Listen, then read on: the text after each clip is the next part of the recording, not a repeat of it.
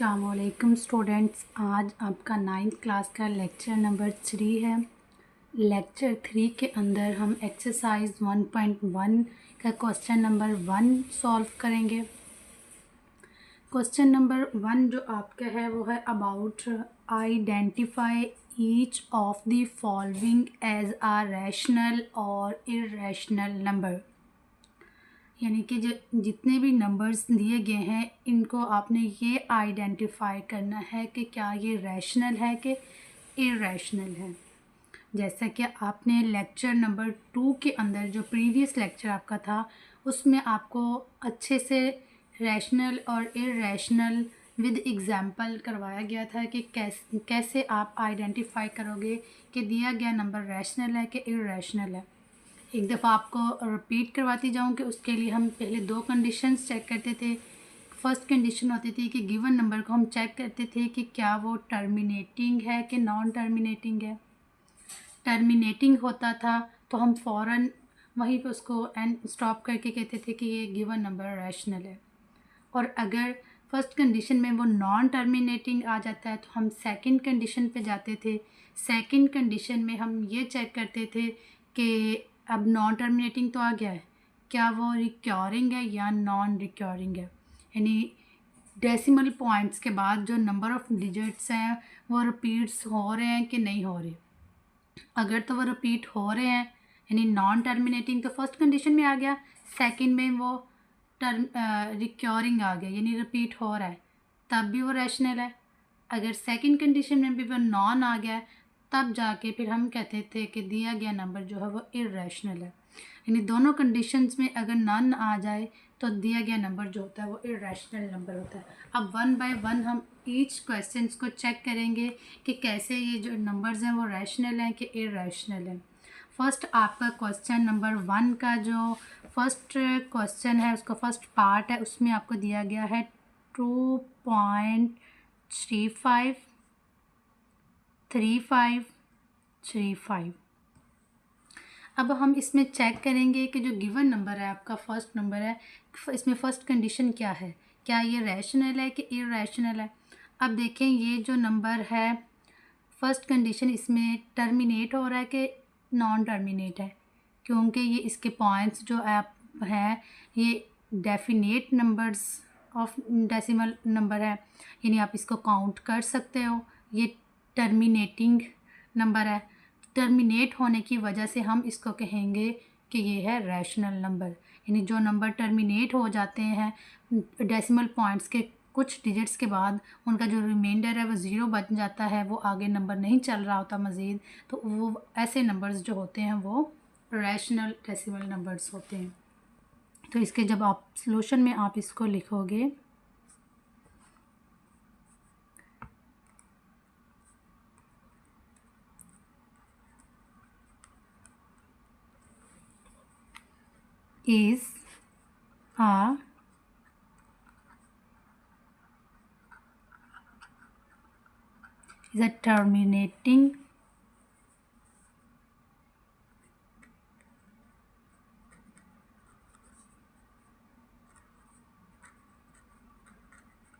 is a terminating decimal number।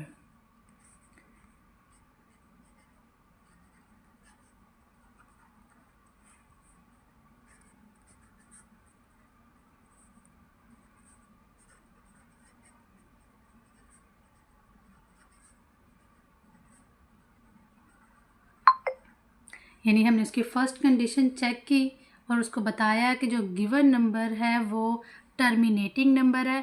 Terminating जो numbers होते हैं यानी जो डेसिमल पॉइंट्स के बाद एंड हो जाते हैं वो वाले नंबर जो रैशनल नंबर होते हैं, इससे जो गिवन नंबर है वो हमारा क्या है, रैशनल नंबर है। एज इट इज़ आप इन क्वेश्चंस को इनके सॉल्यूशंस लिखेंगे। तो इस तरह आपका क्वेश्चन एक्सरसाइज 1.1 का क्वेश्चन नंबर जो 1 इसका 1 पार्ट सॉल्व हो गया। अब हम इसके सेकंड पार्ट पे चलते हैं जो कि लिखा हुआ 0.6 और उसके ऊपर बार बनाया गया है। क्या लिखा हुआ जी, 0.6 बार। ये जो बार है इसका मतलब होता है कि जो आपका गिवन नंबर है ना वो 100 ऑन चलता जा रहा है। जिस नंबर पे बार हो वो नंबर बार बार रिपीट हो रहा है। अब हमने ये चेक करना है कि जो कि हमारे क्वेश्चन की रिक्वायरमेंट है कि दिया गया जो नंबर है वो रैशनल है कि इरैशनल है। तो रैशनल और इरैशनल चेक करने के लिए हम ये चेक करते हैं कि वो टर्मिनेटिंग है कि नॉन टर्मिनेटिंग है। अब हमने इसकी फ़र्स्ट कंडीशन चेक की तो हमारा जो गिवन नंबर था वो है नॉन टर्मिनेटिंग। ये पॉइंट्स हमें बता रहे हैं, ये बार हमें बता रहा है कि जो गिवन नंबर है वो चलता जा रहा है, ख़त्म नहीं हो रहा। तो इसका मतलब ये नॉन टर्मिनेटिंग है। और अगर फर्स्ट कंडीशन में नॉन आ जाए तो हम सेकंड कंडीशन में जाते हैं। एक दफ़ा मैं आपको इसमें रफ में भी लिख के चेक करवा देती हूँ कि आपने इसको कैसे चेक आउट करना है। आपके पास फर्स्ट कंडीशन, उसमें आपने चेक करना है कि ये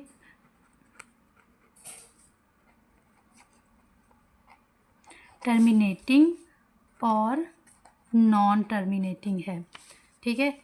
सेकंड कंडीशन में आपने चेक करना है रिक्योरिंग और नॉन रिक्योरिंग, ठीक है। अब जो कि गिवन नंबर है, अब हम आप इसको अच्छे से चेक करो कि ये देखें ये नॉन टर्मिनेटिंग है। जब फर्स्ट में नॉन आ जाए तो हम सेकंड में जाते हैं, अगर तो टर्मिनेट हो जाए तो हम वहीं पे स्टॉप कर देते हैं क्वेश्चन को और ये बता देते हैं कि ये रैशनल नंबर है।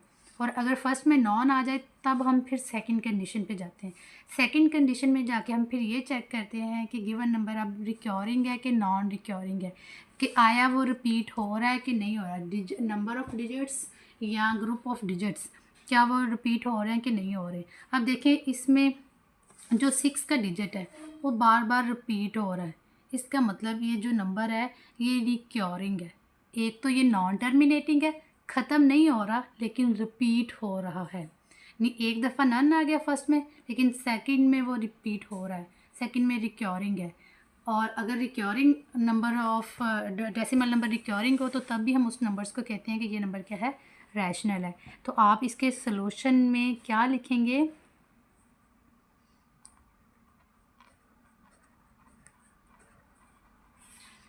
Is a non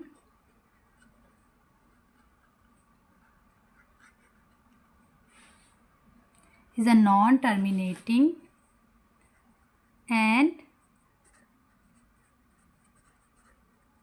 recurring decimal number. Okay, given number is a non terminating and recurring decimal number, comma, therefore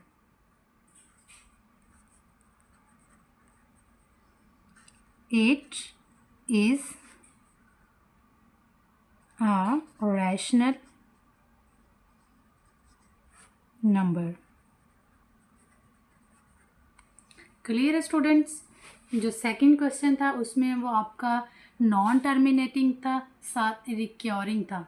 तो सेकंड लेक्चर में आपने बड़े अच्छे से इसको क्लियर आउट कर लिया होगा कि जो टर्मिनेटिंग हो वो भी रैशनल होते हैं, नॉन टर्मिनेटिंग रैशनल हो भी सकते हैं और नहीं भी हो सकते हैं। उसके लिए मैं सेकंड कंडीशन चेक की कि वो रिक्योरिंग है कि नहीं है। अगर नॉन टर्मिनेटिंग साथ रिक्योरिंग है तो तब भी वो क्या होते हैं, रैशनल नंबर होते हैं।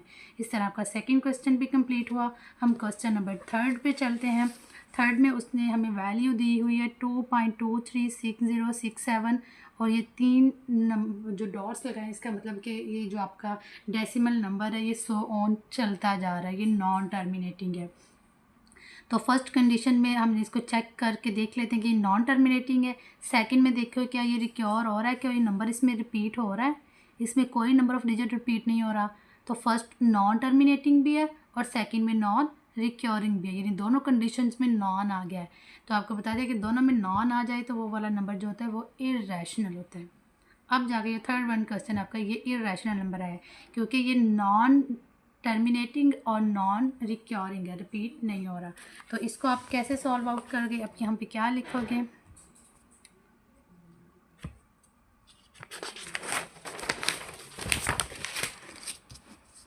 क्वेश्चन आपके पास है third one 2.236067 so on.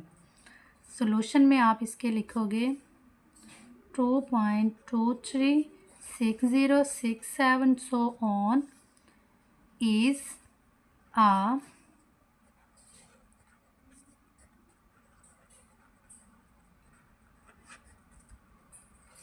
non-terminating and non-recurring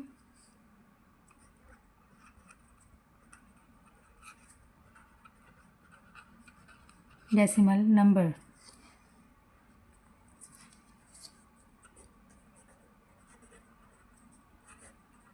Therefore, it is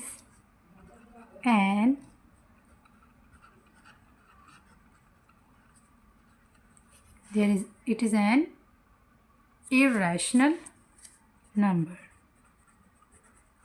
तो गिवन नंबर क्या है? इरेशनल नंबर है। क्वेश्चन नंबर 3 भी इसका पार्ट 1 का पार्ट 3 भी सॉल्व हो गया। हम फोर्थ पे जाते हैं। फोर्थ वन जो आपका क्वेश्चन है वो है स्क्वायर रूट 7। स्क्वायर रूट 7 को आप कैलकुलेट पे स्क्वायर रूट का साइन डाल के अंदर 7 लिखे, यानी स्क्वायर रूट 7 को अगर आप सॉल्व आउट करें तो इसकी वैल्यूज़ आती है जी। स्क्वायर रूट 7 जो होता है वो आपका होता है 2.645751 जी। ये मैंने भी निकाला, अभी कैलकुलेट से इसको कैलकुलेट कर सकते हैं कि इसकी वैल्यू क्या आती है। स्क्वायर रूट 7 ये वाला नंबर आता है। अब इस नंबर को हम चेक करेंगे कि क्या ये नंबर टर्मिनेटिंग है, नॉन टर्मिनेटिंग है, रिक्योरिंग है और नॉन रिक्योरिंग, ये दोनों कंडीशन चेक करेंगे।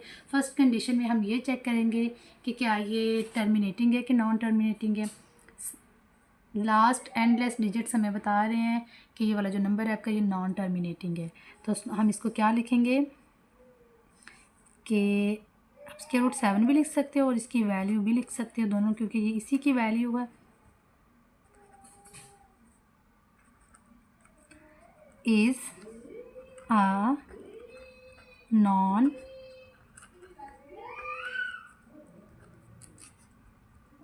a non terminating and non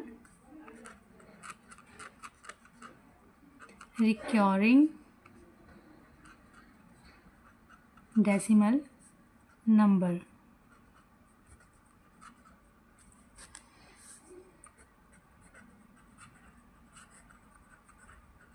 Therefore, it is an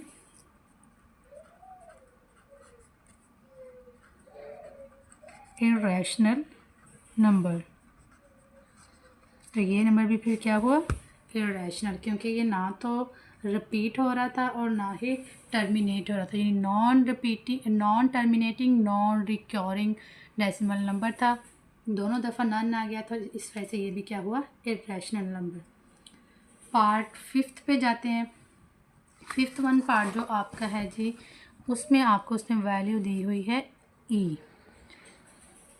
इसको कहते हैं यूलर्स वैल्यू। इसकी वैल्यू आप अपनी एग्जाम्पल में भी देख सकते हैं, ये वाली, ठीक है। कैलकुलेटर से भी आप इसको कैलकुलेट कर सकते हैं कि इसकी वैल्यू क्या आती है। अगर आपको ना याद रहे तो आप जस्ट इसके ये रिमेंबर में मैंने आपको पॉइंट आउट करवाया था सेकंड लेक्चर में कि आपने इसको याद रखना है कि इसको यूलर्स नंबर बोलते हैं और इसकी वैल्यू तो 2.7182 सो ऑन, ठीक है। तो इसकी हम वैल्यू लिखते हैं कि ये जो यूलर्स नंबर होता है ये किसके इक्वल होता है? ये होता है 2.7182 सो ऑन, ठीक है। तो इसको हम सॉल्यूशन में इसको क्या लिखेंगे? ये जो यूलर्स नंबर है ये क्या है? वही सेम मेथड हम फर्स्ट और सेकंड कंडीशन चेक करते हैं। फर्स्ट में हम ये चेक करते हैं कि आया ये टर्मिनेट है कि नॉन टर्मिनेट है, ठीक है। तो ये नॉन टर्मिनेटिंग है, इज़ आ नॉन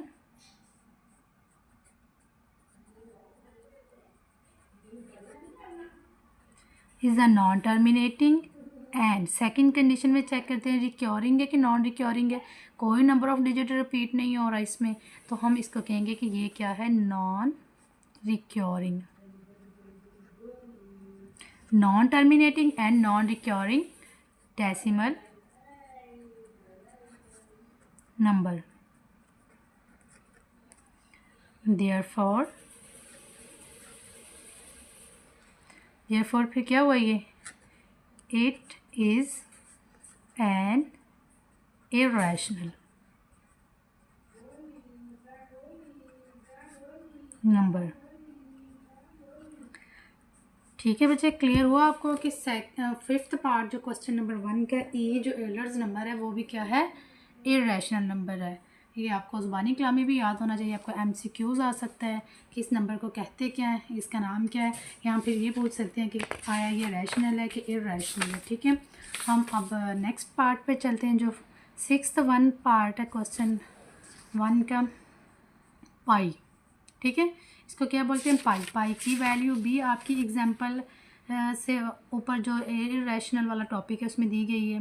पाई होता है 3.141592। इसकी 3 से 4 डिजिट आप डेसिमल पॉइंट के बाद इसको याद रख सकते हैं।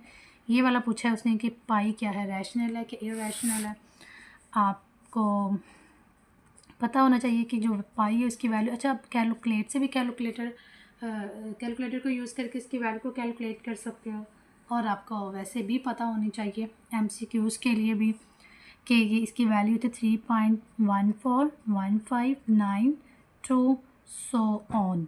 ठीक है, यानी ये भी एंड ऐसे चलती जा रही है ये वैल्यूज़। तो इसका आंसर में हम इसको फिर क्या लिखेंगे कि जो पाई है इज़ आ नॉन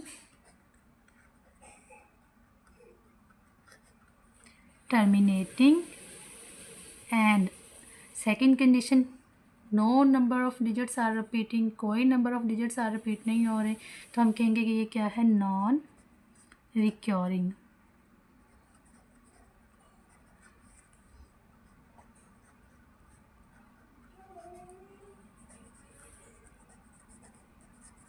तो जिस तरह मैं आपको सोल्यूशन बता रही हूँ अपने as it is solution papers में लिखने हैं इसके आंसर्स में। ठीक है, कि pi is a non terminating and non recurring decimal number. जब ये दोनों दफ़ा नन आ जाए तो फिर हम क्या कहते हैं कि therefore it is a n therefore it is an irrational number। Hope so आपको इसका सिक्स्थ पार्ट भी क्लियर हो गया होगा बड़े अच्छे से कि ये रैशनल है कि इरेशनल है। ठीक है, सेवन्थ पार्ट जो है इसका, उसमें आपको उसने एक नंबर और साथ में एक स्क्वायर रूट की वैल्यूज़ दी है कि क्या बताएं ये वाला जो नंबर है, ये वाला ये क्या है, रैशनल है कि इरेशनल। इसको आपने पहले थोड़ा सा सॉल्व आउट कर लेना है, देन फिर आपने उसी तरह इसको चेक आउट करना है कि क्या है ये 5 + √11। आप 5 + √11 की वैल्यू कैलकुलेट करें कैलकुलेटर से। पहले हम इसको √11 की वैल्यू कैलकुलेट कर लेते हैं।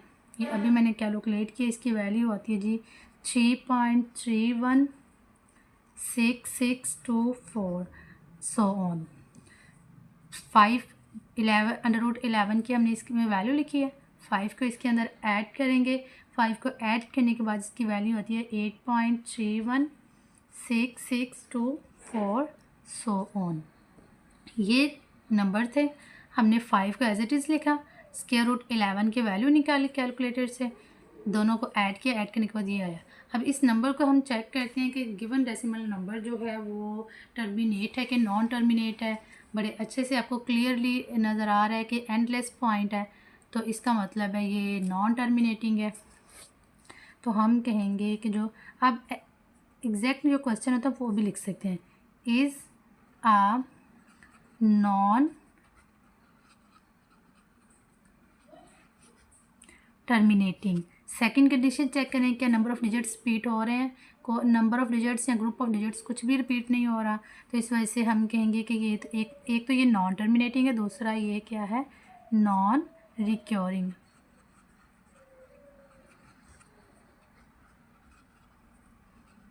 डेसिमल नंबर हम उसको उसकी कंडीशंस बताते हैं फर्स्ट पार्ट में कि वो है क्या, वो रिपीट हो रहा है कि नहीं हो रहा, वो टर्मिनेट हो रहा है कि नहीं हो रहा। जब ये दोनों चीज़ें बता देते हैं देन फिर हम उसका आंसर बताते हैं कि जब ये दोनों कंडीशंस में नन आता है तो फिर वो क्या होता है। Therefore, it is an irrational number। Hope so बच्चों आपको इसका पार्ट 7 भी क्लियर हो गया होगा। इसके पार्ट 8 में चलते हैं जो एज इट इज़ है इसी तरह का क्वेश्चन है जिसमें उसने √3 प्लस √13 ये दो वैल्यूज़। अब दोनों को बारी बारी चेकआउट करें कैलकुलेटर से। √3 की वैल्यू निकालें कैलकुलेटर से क्या आती है, तो मैंने निकाले वो 1.732050 सो ऑन आ रही है। आपने अपनी अपनी वैल्यूज़ निकालनी है। इसी तरह √13 की निकालें तो अब मेरे साथ साथ निकालें कि इसकी वैल्यू क्या आती है। हो सकता है मेरे में कुछ एरर्स हों, डिफरेंट भी आ सकती है। अपनी अपनी वैल्यूज़ निकालें। √3 की वैल्यू √13 की वैल्यू दरमियान में प्लस, इन दोनों को ऐड करें। ऐड करने के बाद मेरा जो आंसर आ रहा है वो आ रहा है 5.33760। अपना भी आंसर निकालें और निकाल के मुझे अगर इसमें थोड़ा सा कोई एरर कोई मिस्टेक है या कहीं से मुझसे बोलने में या लिखने में कोई मिस्टेक हो जाती है तो कमेंट करके उसको पॉइंट आउट ज़रूर लाजमी करें ताकि नेक्स्ट टाइम उसको हम इम्प्रूवमेंट उसमें कर सकें। अच्छा, तो इन दोनों का स्क्वायर रूट निकाल के इनको ऐडअप किया। ऐडअप करने के बाद जो नंबर आता है उस नंबर पे हम दोनों कंडीशंस अगेन फिर वही चेक करते हैं कि आया वो टर्मिनेटिंग और नॉन टर्मिनेटिंग है या फिर और रिपीटिंग नॉन रिपीटिंग यानी रिक्योरिंग है नॉन रिक्योरिंग है। फर्स्ट कंडीशन में ये नॉन टर्मिनेटिंग है, सेकंड कंडीशन में ये नॉन रिक्योरिंग है, रिपीट भी नहीं हो रहा। तो फिर वही चीज़ हम लिखते हैं कि जो गिवन नंबर है, बेशक वो आप नंबर लिख लें या इसकी जो वैल्यूज़ आप निकाल चुके हैं वो लिख लें कि ये है क्या, is a non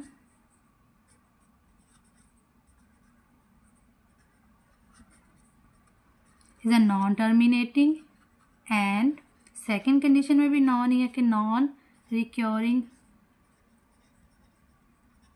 non terminating and non recurring decimal number. हम पहले उसकी कंडीशन की रीज़न बताते हैं कि हम इसको रैशनल और इरेशनल क्यों कहने लगे हैं, ये हम फर्स्ट पार्ट में बताते हैं। सेकंड पार्ट में हम उसको फिर ये कहते हैं कि therefore it is an irrational number. तो गिवन नंबर भी क्या है, इरेशनल नंबर। होप सो आपको इसका पार्ट 8 भी क्लियर हो गया होगा अच्छे से। अब इसके हम पार्ट 9 पे चलते हैं। IX पार्ट जो है उसने आपको अब एक क्वोशंट वैल्यू दे दी है जो कि है 15/4। 15/4, 15 को अंदर रखिए। अब 4 पे इसको डिवाइड करेंगे। आफ्टर डिवीज़न जो 15/4 है वो आता है 3.75।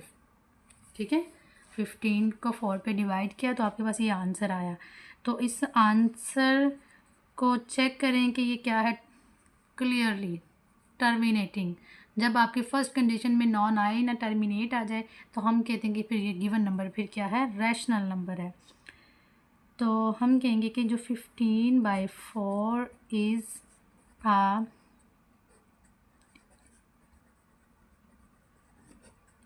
टर्मिनेटिंग नंबर भी कह सकते हो, डेसिमल नंबर भी कह सकते हो। अगर इसको लिखोगे तो डेसिमल नंबर कहेंगे, ये कहेंगे तो हमें फिर जस्ट ये लिखना पड़ेगा कि ये नंबर है। Is a terminating number, therefore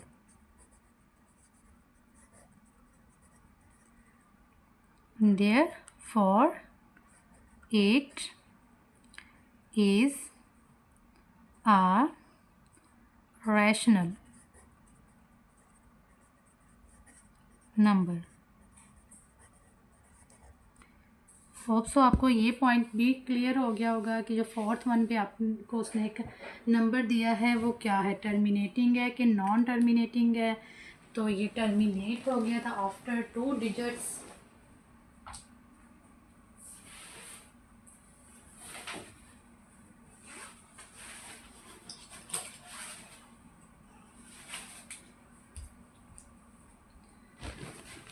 तो ये आफ्टर 2 डिजिट्स टर्मिनेट हो गया था। Sorry for delay pencil. अच्छा, नेक्स्ट हम करते हैं इसका पार्ट 10